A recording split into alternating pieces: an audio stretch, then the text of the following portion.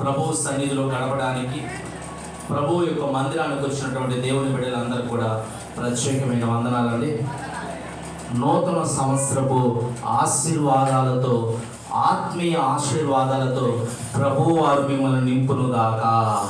ఆమేన్. హల్లెలూయా, హల్లెలూయా.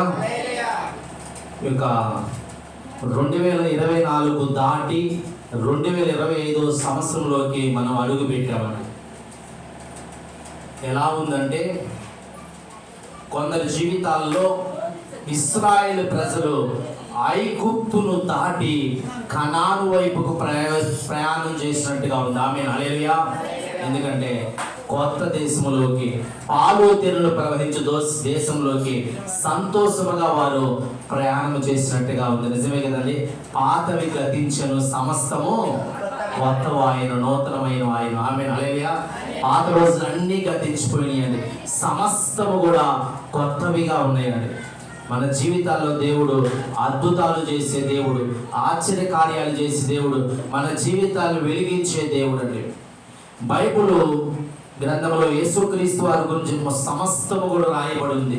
ఆయన నేనే సత్యమును, నేనే మార్గమును, నేనే జీవమునని సెలవిస్తున్నాడండి. ఇక క్యాలెండర్, ఈ నూతన సంవత్సరపు క్యాలెండర్ 2025 సంవత్సరం క్యాలెండర్ మనకు గుర్తు చేస్తుంది. యేసు పుట్టి 2025 సంవత్సరాలు అయిందని. ఆమేన్. హల్లెలూయా. క్యాలెండర్ ఎవరి క్యాలెండర్ అయినా కావచ్చండి. ఆ క్యాలెండర్ ఎలా లెక్కిస్తారంటే, యేసు పుట్టక మునుపు, యేసు పుట్టినాక, యేసు పుట్టి 2025 సంవత్సరాలు అయింది. ఆమేన్. హల్లెలూయా. క్యాలెండరే యేసుక్రీస్తు వారి గురించి సాక్ష్యం చెప్తుందంట. ఆ క్యాలెండర్ చెబుతుంది, నిజముగా లోక రక్షకుడు పుట్టాడు. ఆమేన్. హల్లెలూయా. యేసయ్య నిజమైన దేవుడు. ఆయన నిజముగా ఈ లోకములో జన్మించాడు, మనుషుల మధ్య జీవించాడు, మనుషులలో ఉన్నటువంటి రోగాలు వెళ్ళగొట్టాడు, ఎన్నో అద్భుత కార్యాలు, ఆశ్చర్య కార్యాలు ప్రజల మధ్యలో చేసి అనేకులకు సువార్తను బోధించాడని చెప్పి వాక్యం సెలవిస్తుంది. ఆమేన్. హల్లెలూయా. దానికి క్యాలెండరే సాక్ష్యం. దేవుని పెట్టారా, మనం 2024 దాటి 2025లోకి మనం అడుగు పెట్టాము. నీవు నేను వర్ధిల్లాలంటే కొన్ని ప్రణాళికలు మనకు అవసరం. ఆమేన్. హల్లెలూయా. వర్ధిల్లాలంటేనండి 2024 సంవత్సరంలో కొన్ని గుర్తులు వదిలేస్తున్నామండి. పాత గుర్తులన్నీ, తీపి గుర్తులన్నీ వదిలేసి కొత్త సంవత్సరంలోకి మనం అడుగు పెడుతున్నామండి. పాత నీరు వెళ్ళిపోయింది, మళ్ళీ ఏమొస్తుందండి? కొత్త నీరు వస్తుంది. ఆమేన్. హల్లెలూయా. కొత్త నీరు అంటే సంతోషము, ఆనందము అవన్నీ మనతోనే ఉంటాయండి. లూకా సువార్త 2వ అధ్యాయము 52వ వచనాన్ని మనం గమనించినట్లయితే, నీవు నేను ఈ యొక్క నూతన సంవత్సరంలో, ఈ 2025 సంవత్సరంలో గొప్పగా మనం వర్ధిల్లాలంటే యేసుక్రీస్తు వారు ఏ విధంగా వర్ధిల్లాలో చూడండి. అక్కడ యేసుక్రీస్తు వారు జ్ఞానమందును, దేవుని దయందును, మనుషుల దయందును వర్ధిల్లుచుండేది. ఆమేన్. హల్లెలూయా. యేసుక్రీస్తు వారు ఎలా వర్ధిల్లారండి? మనుషుల దయ, దేవుని దయ, జ్ఞానములో, వయస్సులో, సమస్తములో వర్ధిల్లాడండి. ఆమేన్. హల్లెలూయా. మనం కూడా వర్ధిల్లాలండి. చాలా మంది అంటారు, మనుషులతో నాకు పని లేదులేండి, మనుషులు ఏమనుకున్నా నాకు పర్వాలేదు, నా దారి నాదే, నాకు ఇష్టం వచ్చినట్టుగా నేను వెళ్తాను అనుకుంటానండి. ఇది కరెక్ట్ కాదండి. ఏం కావాలంట? దేవాది దేవుడైన యేసుక్రీస్తు వారు ఎలా వర్ధిల్లాడు అంటే, మనుషుల దయలో కూడా వర్ధిల్లాడు. ఆమేన్. హల్లెలూయా. దేవుని దయలో వర్ధిల్లాడు, మనుషుల దయలో వర్ధిల్లాడు, జ్ఞానములు కూడా వర్ధిల్లాడు అంట. ఆమేన్. హల్లెలూయా.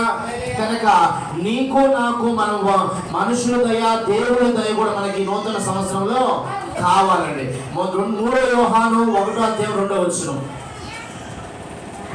యోహాను పత్రిక 3:1వ అధ్యాయం 2వ వచనం. ప్రియుడా, నీ ఆత్మ వర్ధిల్లుచున్న ప్రకారము అన్ని విషయములలో నీవు సౌఖ్యముగా వర్ధిల్లాలంట. ఆమేన్. హల్లెలూయా.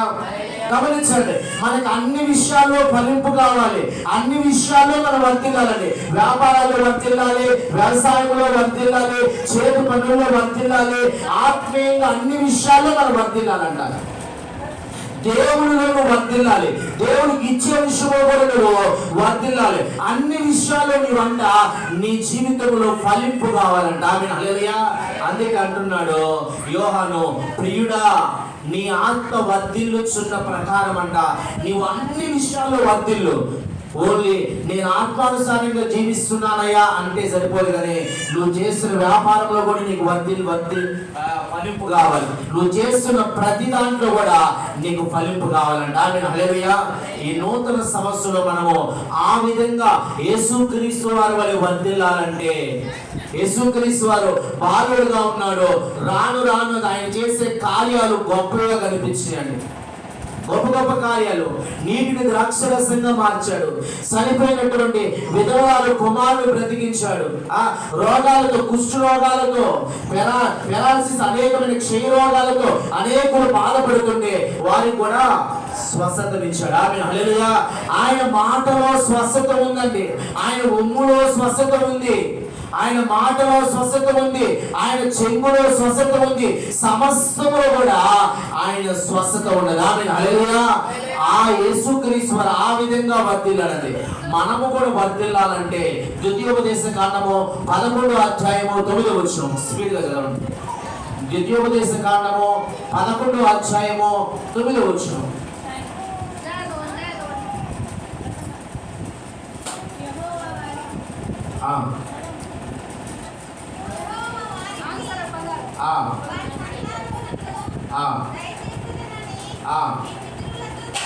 పన్నెండు వచ్చు చదవండి. 12 వచ్చు.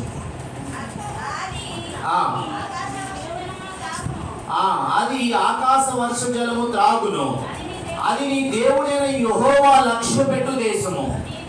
నీ దేవుడైన యెహోవా కన్నులు సంవత్సరాది మొదలుకొని సంవత్సరాంతము వరకు ఎల్లప్పుడూ దాని మీద ఉండదు. ఆమేన్, హల్లెలూయా. ఈ 2025 సంవత్సరంలో నీకు వర్ధిల్లాలంటే, నీకు ఫలింపు కావాలంటే దేవుని కనుదృష్టి మనకు ఉండాలండి. ఆమేన్, హల్లెలూయా. దేవుని కనుదృష్టి నీ మీద, నీ బిడ్డల మీద, నీ కుటుంబం మీద, నీ ఉంటున్న గ్రామం మీద, నీ పొలాల్లోనూ, నీ చేతి పనుల్లోనూ, నీ జాబుల్లోనూ, నీ వ్యాపారంలో దేవుని కనుదృష్టి ఉంటే నువ్వు వర్ధిల్లుతావంట. ఆమేన్, హల్లెలూయా. చెప్పాల, హల్లెలూయా. అది దేవుని కనుదృష్టి నిలిచే దేశం అంట. అదంట వర్షచాలం నిలబడే దేశం అంట. ఆమేన్, హల్లెలూయా. నీరు సమృద్ధిగా ఉండే దేశం అంట. పంటలు పండే దేశం అంట. ఎందుకంటే ఆ దేశం మీద దేవుని కనుదృష్టి ఉన్నది. ఆమేన్, హల్లెలూయా. దేవుని కనుదృష్టి నీ మీద, నీ కుటుంబాల మీద ఉంటే నువ్వు వర్ధిల్లుతావు. ఆమేన్, హల్లెలూయా. దేవుని కనుదృష్టి నీ పొలాల మీద, వ్యాపారాల మీద, జాబుల మీద ఉంటే నువ్వు వర్ధిల్లుతావు. ఆమేన్, హల్లెలూయా. కనుక ఆయన కనుదృష్టి మన మీద ఉండాలని ప్రార్థన చేయాలంట. అయ్యా 2025 సంవత్సరంలో మొదటి దినమందు నీ పాద సన్నిధికి వచ్చామయ్యా. అయ్యా డిసెంబర్ 31వ తేదీ వరకు, ఈ సంవత్సరం మొదలుకొని సంవత్సరాంతం వరకు కూడా నీ కనుదృష్టి నా మీద ఉంచు. ఆమేన్, హల్లెలూయా. నీ కనుదృష్టి నా కుటుంబం మీద ఉంచయ్యా, నా బిడ్డల మీద ఉంచయ్యా, నా చేతి పనుల మీద ఉంచయ్యా, వ్యాపారాల మీద ఉంచయ్యా అని చెప్పి ప్రభువుకి ప్రార్థించవలసిన వారిగా ఉన్నాం. ఆమేన్, హల్లెలూయా. దేవుని కనుదృష్టి ఉంటే మనం వర్ధిల్లుతామంట. ఆమేన్, హల్లెలూయా. ఎలా వర్ధిల్లుతామంట అంటే ఏం కావాలి?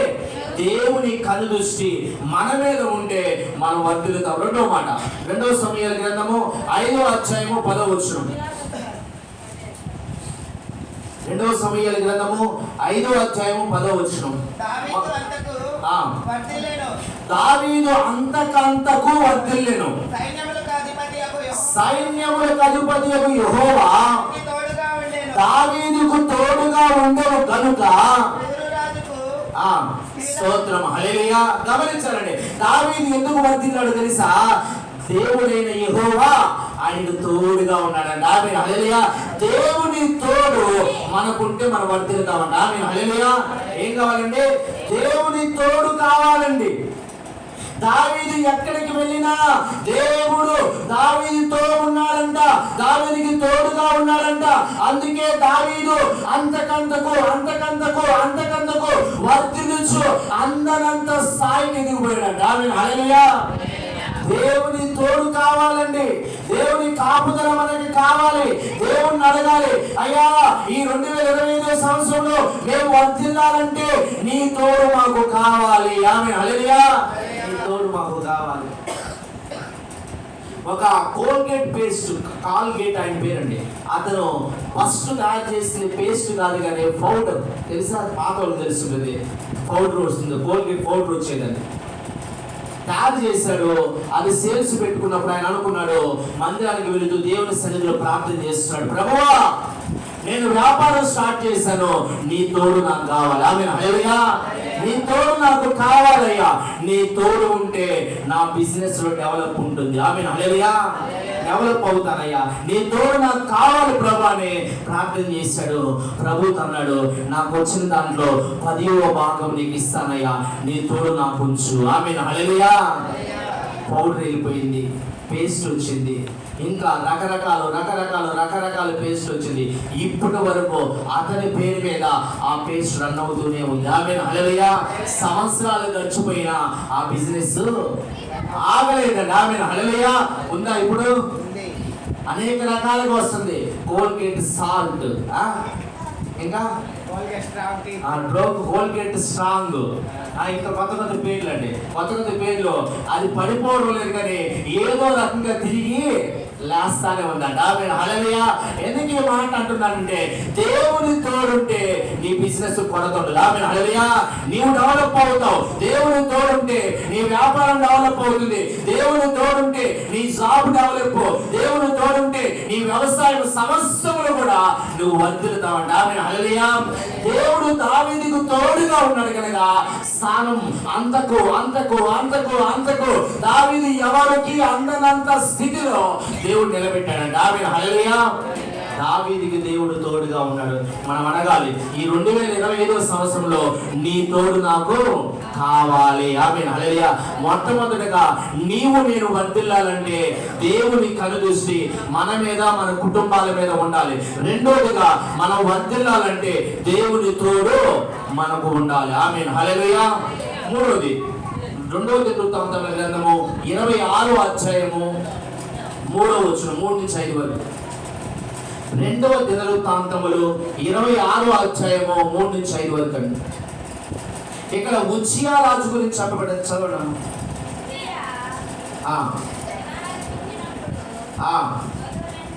గట్టిగా నాకు ఎలా పట్టలేదు, మౌతను తీసుకుని.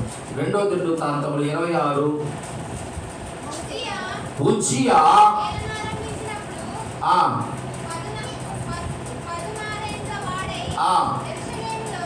4 చదవండి.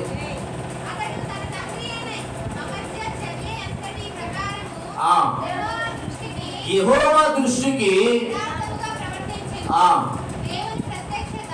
దేవుని ప్రత్యక్షత విషయమందు తెలివి కలిగిన జకర్యా దినములలో అతడు దేవుణ్ణి ఆశ్రయించును. అతడు యెహోవాను దేవుణ్ణి ఆశ్రయించినంత కాలము దేవుడు అతను వర్ధిల్లింపజేశారు. ఆమేన్, హల్లెలూయా. ఎలాగ వర్ధిల్లాడంట?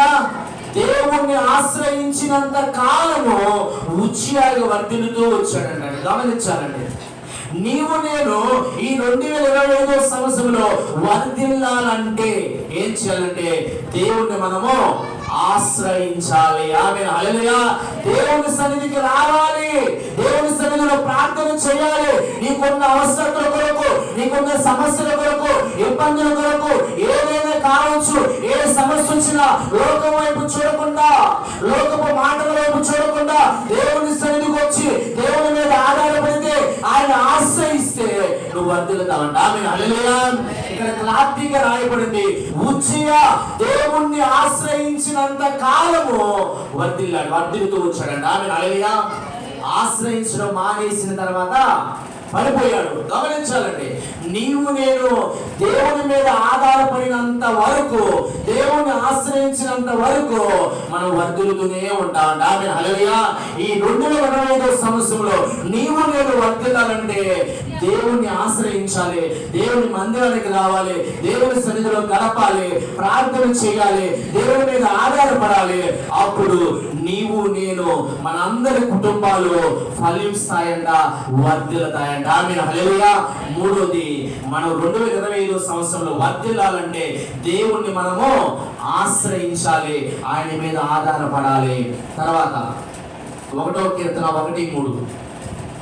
ఇక్కడ రాయబడింది మొదటి కీర్తన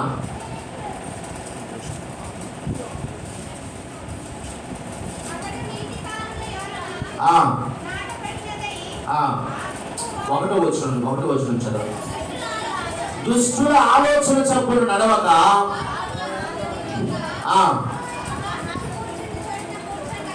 అపహాసకులు కూర్చున్న చోటను కూర్చుండగా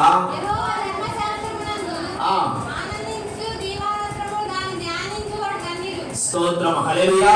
దుష్టుల ఆలోచన చొప్పున నడవక, పాపుల మార్గంలో నిలవక, అపహాసకులు అంటే జోక్ వేసుకునే వారు, హేళన చేసే వారి మధ్యలో ఉండకుండా నిత్యము దేవుని మందిరానికి వచ్చి నిత్యము దేవుని సన్నిధిలో దేవుని వాక్యము చదివే వారిగా నీవు ఉంటే నువ్వు వర్ధిల్లుతావంట. ఆమె హల్లెలూయా.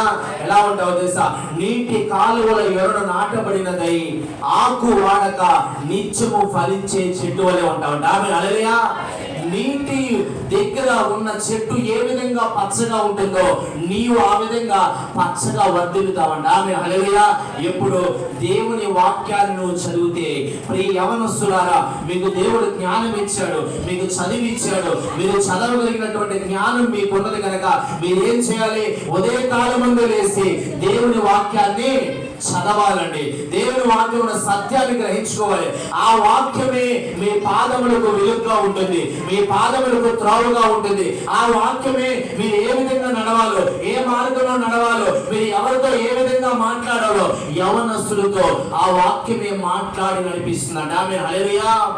గమనించాలి. అందుకే బైబిల్ గ్రంథం సెలవిస్తుంది, యవనస్తులారా మీరు బలవంతులు, మీరు దుష్టుని జయించి ఉన్నారు. ఆమె హల్లెలూయా.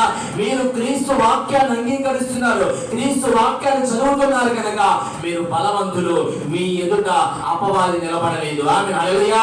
మీ ఎదుట సైతాన్ నిలబడలేదు. ఆమె హల్లెలూయా. మీరు దుష్టుని జయించి, దుష్టుడు ఆలోచన జయించి నిలబడగలుగుతారు కనుక మీరు ధర్మశాస్త్రాన్ని చదవండి, దేవుని వాక్యాన్ని నిత్యము చదివి వాక్యానుసారంగా నడవండి అని వాక్యం సెలవిస్తుంది. ఆమె హల్లెలూయా.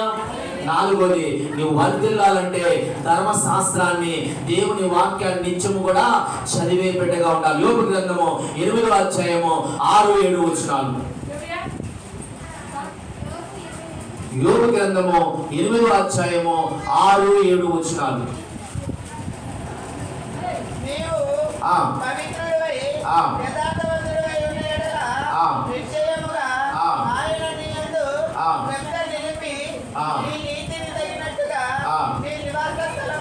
నీ నివాస స్థలమును వర్ధిల్ల చేయను.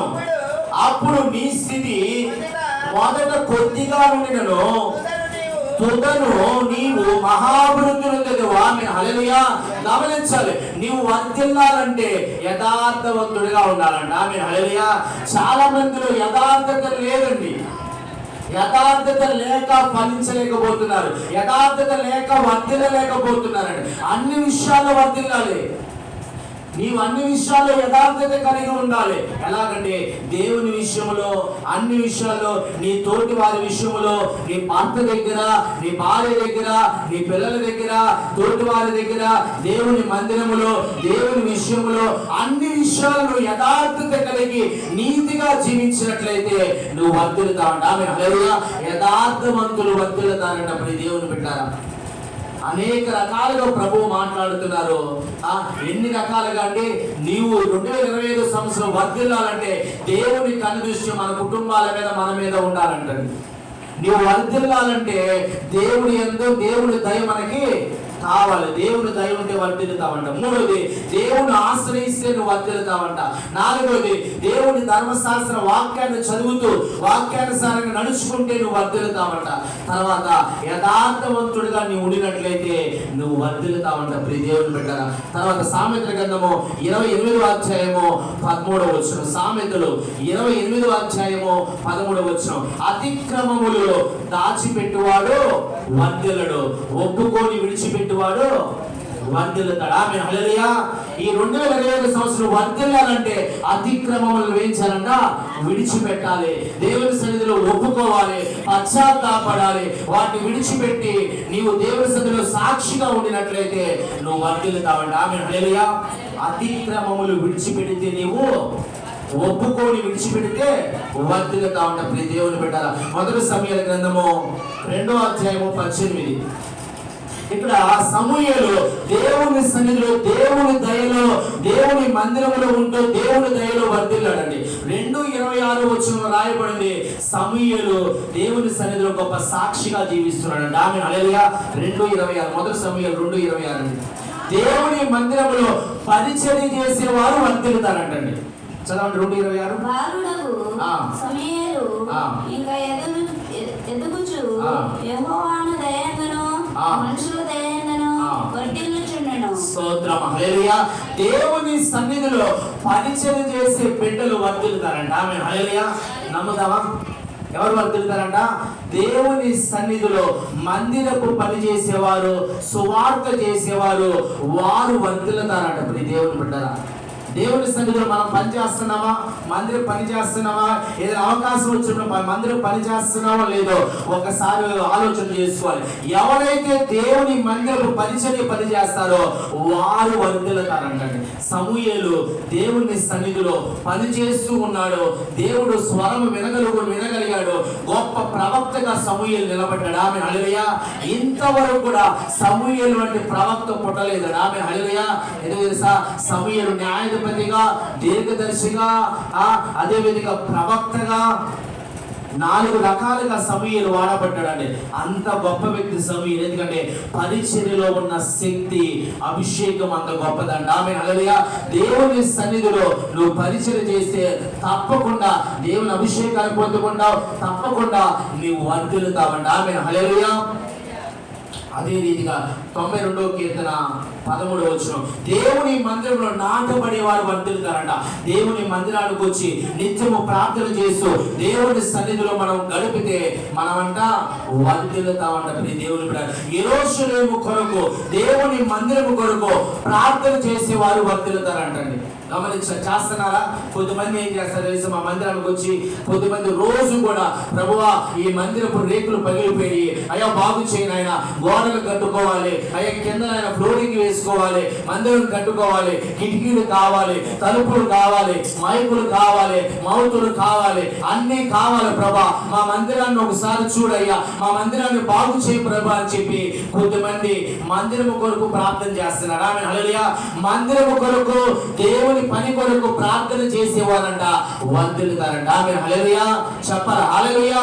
ఈ దేవుని బిడ్డలారా, ఈ 2025 సంవత్సరం ప్రభు వారు నీతో నాతో మాట్లాడుతున్నాడు. ఏంటంటే నీవు వర్ధిల్లాలంటే దేవుని ఆశ్రయించాలి. నువ్వు వర్ధిల్లాలంటే దేవుని కనుదృష్టి నీ మీద ఉండాలి. నువ్వు వర్ధిల్లాలంటే దేవుని మీద ఆధారపడాలి. నువ్వు వర్ధిల్లాలంటే ఆ దేవుని తోడు నీకు కావాలి. నువ్వు వర్ధిల్లాలంటే యథార్థంగా జీవించాలి. నువ్వు వర్ధిల్లాలంటే దేవుని ధర్మశాస్త్రాన్ని, వాక్యాన్ని చదువుతూ వాక్యానుసారంగా నడుచుకోవాలి. నువ్వు వర్ధిల్లాలంటే దేవుని మందిరంలో పరిచర్య చేసే బిడ్డగా నీవు ఉండాలి. నువ్వు వర్ధిల్లాలంటే దేవుని సన్నిధిలో ప్రార్థన చేసే బిడ్డగా నీవు ఉండాలి. నువ్వు వర్ధిల్లాలంటే ఆ దేవుని సన్నిధిలో మందిరము కొరకు, మందిరము పనుల కొరకు ప్రార్థన చేసే బిడ్డగా నీవు ఉండినట్లయితే నీవు, నీ కుటుంబము ఈ 2025 సంవత్సరంలో గొప్పగా వర్ధిల్లుతుందంట. ఆమేన్, హల్లెలూయా.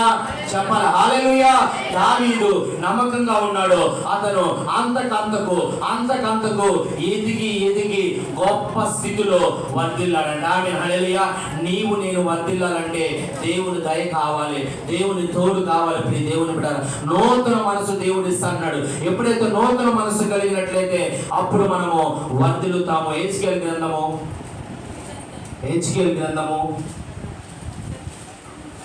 36వ అధ్యాయము 26వ వచనం, 25-26.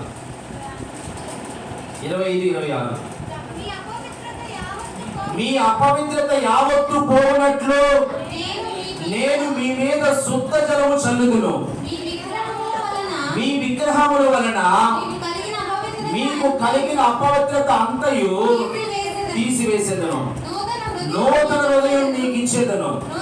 నూతన స్వభావం మీకు కలుగ చేసేదను.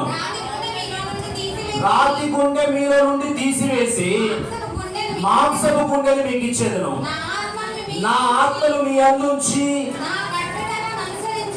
నా కట్టడలను అనుసరించు వారిగాను, నా విధులను గైకొన్న వారిగాను మిమ్ములను చేశాను. ఆమేన్, హల్లెలూయా.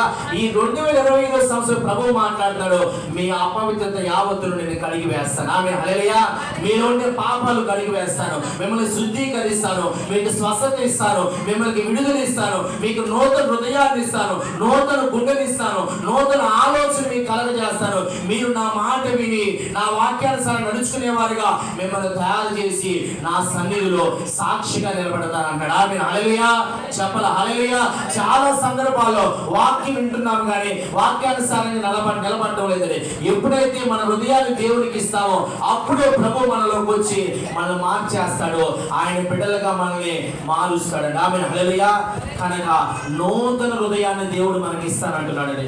ఆ నూతన హృదయము మనకి కావాలండి. నీ మనసు మారకపోతే దేవుని చిత్తానుసారంగా నువ్వు మారలేవండి. నూతన సంవత్సరం అడిగి పెట్టావు, నువ్వేం చేయాలంటే నీ మనసు మారాలి, నూతన పరచబడిన బిడ్డగా నీవు ఉండాలి. ప్రియ దేవుని బిడ్డ, నూతన మనస్సు నీకు కావాలండి. మారకపోతే మార్పు అనేది రాదండి. నువ్వు మారితేనే మార్పు వస్తుందండి. ఒక రానంట ముద్దుగా ఉందని చెప్పి దారిలో వెళుతూ ఒక పంది పిల్లని చూసి ఆ పంది పిల్లని తెచ్చుకుందంటండి. తెచ్చుకొని ఆ పంది పిల్ల తెల్లగా ఉంది, చక్కగా ఉందని రోజు కూడా ఆ పంది పిల్లకి స్నానం చేపించేదంట. చేపించి బాగా కిరీటం ఒకటి పెట్టి మెడలో మంచి బంగారం గొలుసులు, ఒళ్ళంతా మంచి దగదగ వెలిసే వస్త్రాలు వేసి చాలా ప్రేమగా చూసుకుంటుందంటండి. ఆ పందిని ఒకరోజు తన కారులో తీసుకొని బయటికి వెళ్తున్న సమయంలో ఒక చోట కారు ఆపితే ఆ పంది కారులో నుంచి దిగి ఉరుక్కుంటా వెళ్ళి బురదలో పడిందంట. ఆమేన్, హల్లెలూయా. చూసారండి, పందిని కడిగి వాళ్ళు చక్కగా నీటి చేత కడిగారు, అలంకరించారు. ఎంత చేసినా కూడా దాని బుద్ధి మారలేదండి. ఎక్కడికి వెళ్తుంది అంతేనా? బుద్ధి మారిందా? నీటితో కడిగినంత మాత్రం బుద్ధి మారిందా? హృదయం మారాలండి. ఆమేన్, హల్లెలూయా. రక్షణ పొందాలన్నా, బాప్తిసం తీసుకోవాలన్నా ఏం మారాలంట? హృదయం మారాలండి. అది మారలేదు కనుక తీసుకెళ్ళి అది బురదలోనే పడుతుందండి. ఎంత కడిగినా, ఎన్ని వస్త్రాలు వేసినా, ఎంత అలంకరించినా, ఎంత బాగు చేసినా, ఎంత మేలు చేసినా దాని బుద్ధి మారలేదు కనుక, మనస్సు మారలేదు కనుక మరలా వెళ్ళది బురదలో పడతానే ఉందండి. నీ హృదయము నా హృదయము మారకపోతే పాత పద్ధతుల్లోనే ఉంటాం, పాత ఆచారాల్లో ఉంటాం, మనకి ఇష్టం వచ్చినట్టుగా మనం నడుస్తూనే ఉంటామండి. ఆ పంది కంట తన గుండెను మార్చిన తర్వాత అంట అది ఎక్కడికి వెళ్లకుండా రాణి దగ్గరే కూర్చుంటుందంట. ఆమేన్, హల్లెలూయా. నీ గుండె నా గుండె మారాలి. ప్రియ దేవుని బిడ్డలారా, దేవుడు అంటున్నాడు, నీలో ఉన్న రాతి గుండెను తీసేస్తాను. ఆమేన్, హల్లెలూయా. నీలో ఉండే రాతి గుండెను తీసేస్తాను, నీలో ఉండే కఠినమైన గుండెను తీసేస్తాను, నీలో ఉండే రోత గుండెను తీసివేస్తాను, అపవిత్రమైన గుండెను తీసివేసి మాంసపు గుండెను, ప్రేమ కలిగిన గుండెను, హృదయాన్ని నేను మీకు ఇస్తాను. ఆమేన్, హల్లెలూయా. నా బిడ్డలుగా మిమ్మల్ని చేర్చుకొని నా విధులను ఆచరించేవారుగా, నా కట్టడలను ఆచరించేవారుగా, నా మాట వినేవారుగా నేను నిన్ను మార్చుకుంటాను. ఆమేన్, హల్లెలూయా. ప్రియ దేవుని బిడ్డలారా, ఈ నూతన సంవత్సరంలో నీవు నూతనంగా మారాలని ఆశ కలిగినట్లయితే నీ హృదయాన్ని దేవునికి ఇవ్వు. నీ హృదయంలో దేవునికి చోటు ఇచ్చినట్లయితే దేవుడు నీ హృదయంలోకి వచ్చి నిన్ను మార్చేసి నిన్ను గొప్పవారిగా చేసి ఈ నూతన సంవత్సరంలో నిన్ను వర్ధిల్లింపజేస్తాడు. ఆమేన్, హల్లెలూయా. కనులు మూసుకుందామండి, కనులు మూసుకుందాం. మన మధ్యలో ఉన్నటువంటి లక్ష్మణ్ ప్రార్థన చేస్తారు. చెప్పబడ్డ వాక్యం ఏంటో మౌతీనమ్మా. స్తోత్రం, స్తోత్రం. ప్రియ దేవుని బిడ్డలారా, ఒకసారి మిమ్మల్ని మీరు సరి చేసుకోండి. ప్రభువా, ఈ నూతన సంవత్సరంలో మాతో నువ్వు మాట్లాడవయ్యా. మేము వర్ధిల్లాలంటే ఎలా ఉండాలో అయ్యా మీరు మాతో మాట్లాడారు. ప్రభువా, నీకు స్తోత్రం.